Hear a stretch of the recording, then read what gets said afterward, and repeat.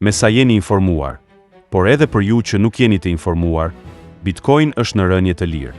Kjo kriptomonedhe pangjashme me të tjerat, që grumbulloj investitor apo blerës nga më të ndryshmit, para të bardha dhe të zeza, para tregu dhe para krimi, sot po tronditet dhe po trondit edhe tregje globalisht. Cilët janë poseduesit më të shumë të Bitcoin? Kjo do të jetë tema e një tjetër video. Sot do shikojmë të japim përgjigje pyetjeve. Kush e krijoi Bitcoin? Dhe më pas të kuptojmë se kush po e çon drejt kolapsit, ndoshta edhe drejt vlerës zero. Informacioni më të mirë e marrim nga ekspert dhe persona me informacion të saktë, që nuk ngurojnë ta ndajnë atë në portalet e tyre, nga dokumentet të Departamentit të Shtetit, por edhe nga raporte apo analiza bankierësh, që përpiqen për të treguar të vërtetën e asaj që po ndodh, pa maska dhe pa rumbullakosje fjalësh. Në vitin 2013, ku një Bitcoin kishte rritur vlerën e tij në treg dhe vlerësohej me $266 amerikan, Senati i Shteteve të Bashkuara vendosi të bënte një seancë dëgjimore në Senat. Stafi i Komitetit të Sigurisë Kombëtare, i cili kryesohej nga senatori Tom Carper, ishte përgatitur për seancën dëgjimore për Bitcoin për disa muaj. Stafi i komitetit filloi ta studionte temën me seriozitet në prill 2013, kur vlera e një Bitcoini arriti në $266, duke gjeneruar një valë vëmendje mediatike. Gjatë verës, stafi i komitetit intervistoi rreth 50 ekspertë në industri, qeveri, akademik dhe organizata jo fitimprurse për të mësuar se si funksiononte rrjeti Bitcoin dhe si mund të ndikonte në ekonomi dhe në zbatimin e ligjit. Stafi i komitetit bisedoi me agjenci qeveritare, bankier dhe teknolog. Ata gjithashtu biseduan gjerësisht me përfaqësues të fondacionit Bitcoin. Ja pra këta duket të jenë edhe themeluesit.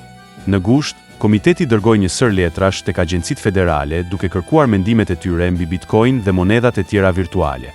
Letra ju dërguan Departamentit të Sigurisë Kombëtare, Departamentit të Thesarit, Rezervës Federale, Departamentit të Drejtësisë dhe agjencive të tjera me autoritet rregullator në lidhje me tregje financiare ose krimin online. Letrat u kërkonin agjencive të jepnin detaje për çdo hetim që kishin kryer në monedhat virtuale apo kriptomonedhat dhe të përshkruanin nëse kishin plane për të rregulluar monedhën në të ardhmen. Ndërkohë, përfaqësuesit e fondacionit Bitcoin u takuan me një numër zyrtarësh të degës ekzekutive në një takim me dyert të mbyllura në gusht 2013. Ajo që fondacioni Bitcoin u përpoq të theksonte ishte se Bitcoin është më pak i dobishëm për qëllime të paligjshme, sesa monedhat e tjera virtuale të centralizuara. Këtë tha Brito, i cili mori pjesë në takim. Mbrojtësit e Bitcoin theksuan gjithashtu se rregullimet e tepërta në Shtetet e Bashkuara thjesht do të shtynin më shumë ekonominë e Bitcoin jashtë shtetit, ku rregullatorët amerikan mund të mos jenë në gjendje të arrijnë fare. Një frazë me nuanca shantazhi. Këto argumente duket se kanë bërë përshtypje tek zyrtarët qeveritar. Mithili Rahman foli në emër të Departamentit të Drejtësisë, aktivitetet e të cilit për zbatimin e ligjit kanë përfshirë mbylljen e tregut të drogës Silk Road, me bazë në Bitcoin, si dhe Eduard Loweris, i cili foli për shërbimin sekret, që së bashku me Departamentin e Drejtësisë ishin përfshirë në mbylljen e Gold dhe Liberty Reserve, dy monedha virtuale që qeveria amerikane pretendonte atëherë se ishin shndërruar në operacione të mëdha pastrimi parash. Monedhat virtuale ende nuk i kishin tejkaluar metodat më tradicionale për të lëvizur fondet ndërkombëtarisht për qëllime kriminale, tha Calveri nga Agjencia e Krimeve Financiare. Theksoi gjithashtu se rrjeti Bitcoin ka përpunuar rreth $8 miliard transaksione gjatë vitit 2012, krahasuar me rreth $1.6 trilion në të ardhura kriminale globale. Në vitin 2009, ishte e qartë se shumica dërmuese e transaksioneve kriminale për një periudhë po përdorin ndonjë rrjet tjetër financiar. Pra vërtetohet që mes Bitcoin janë bërë transaksione kriminale, dhe se Bitcoin ishte stre e parave të pista. Ne jemi të vetëdijshëm për përdorimin kriminal të Bitcoin, tha Rahman nga Departamenti i Drejtësisë, por ka shumë përdorime legjitime. Këto monedha virtuale nuk janë në vetvete të paligjshme, por përdoren nga bota e errët e parasë së pistë. Antarë të komitetit hetimor u takuan në dhomën e folësve në konferencë dhe patën një bisedë që më vonë do të çonte në takimin me dyert të mbyllura të gushtit 2013, midis rregullatorëve dhe avokatëve të Bitcoin. Pas kësaj seance dëgjimore, shumë situata duket sikur u fashitën si me magji dhe ka hije dyshimi që tek senatorët pati ndërhyrje të jashtme për të mos u marrë më me çështjen dhe për të mos e zgjatur më me hetime. Nga viti 2013 dhe në vazhdim kriptomonedha Bitcoin shikon vetëm rritje në tregje, deri të paktën para 4 muaj. Vlera e saj nga $266 në vitin 2013, në vitin 2025 arriti në afro $110.000.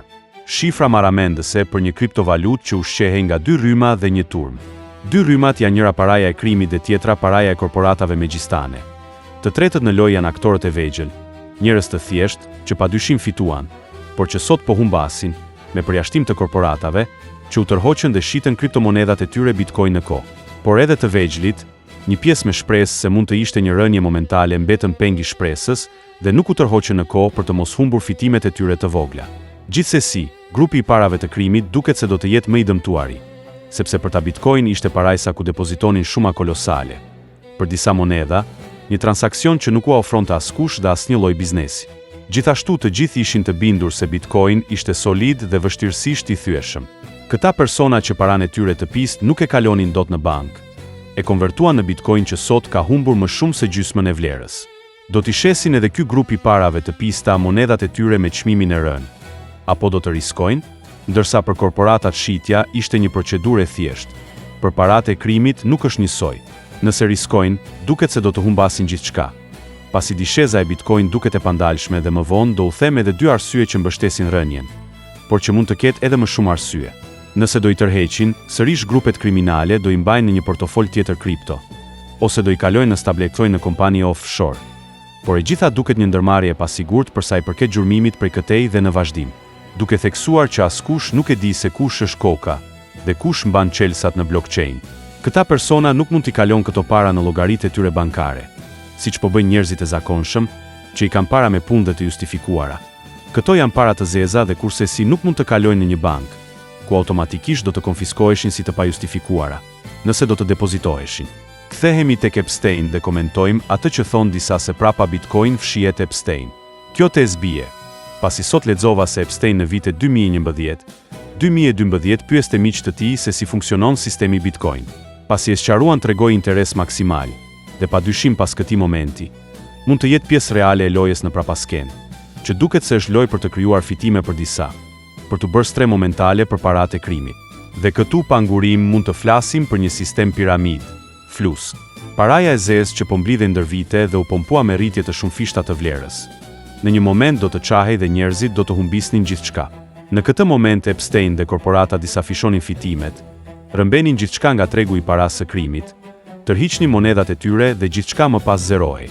Kush e mbante dhe kush e mban përgjegjësinë? Askush. Sepse ata që kanë bler apo posedojnë Bitcoin nuk kanë në fakt asgjë në duart e tyre kontraktuale, përveç se shifra digjitale. Sigurisht që kanë kodet e tyre në blockchain, padyshim. Por a ka vlerë kjo? Dhe në përmbyllje të këtij diskutimi, themi se e kuptuam si u krijua, si u shqye sistemi, si u pompua dhe se si disa u bën të pasur. Pyetja që shtrohet sot është: kush e kaloi në kolaps sistemin dhe kriptomonedën Bitcoin? Kujt i interesonte shkatërimi i saj? Nuk është vendi të përmendim emra, por padyshim që sistemin e kolapsojnë. Fillimisht ata që e krijuan, por që nuk ka logjik të shëndosh ta pranosh. Një sistem e kolapsojnë ata që kanë pushtetin. Një sistem të mbyllur e kolapsojnë ata që nuk janë brenda atij sistemi. Por mbi të, sistemin e kolapsojnë ata që duan të mësojnë se cilët kanë qenë brenda tij dhe ku do të shkojnë pas shembjes së tij.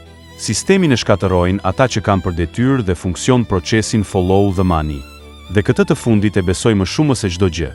Pasi sistemi Bitcoin ishte anonim, i kriptuar, i paverifikueshëm me identitete llogarish, një sistem tipik për krimin dhe trafiqe. Kush lufton krimin dhe trafiqet, lufton edhe monedhat e sistemeve të fshehura dhe të izoluara që bëhen stre e tyre. Dhe çka vetë kuptohet, është e gjitha e juaja. Mast Channel. Please subscribe.